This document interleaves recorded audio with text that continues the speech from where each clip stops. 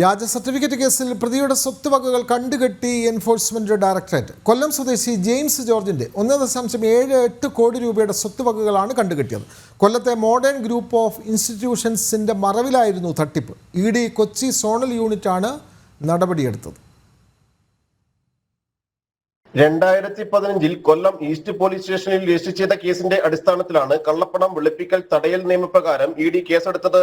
വിവിധ സർവകലാശാലകളുടെ വ്യാജ സർട്ടിഫിക്കറ്റുകൾ നൽകിയാണ് 6.83 കോടി രൂപ ഉദ്യോഗാർത്ഥികളിൽ നിന്ന് പ്രതി തട്ടിയെടുത്തതെന്നാണ് കേസ്. തട്ടിയെടുത്ത കള്ളപ്പണം കൊണ്ട് സ്വന്തമാക്കിയ സ്വത്തുവകകളാണ് കണ്ടുകെട്ടിയത്.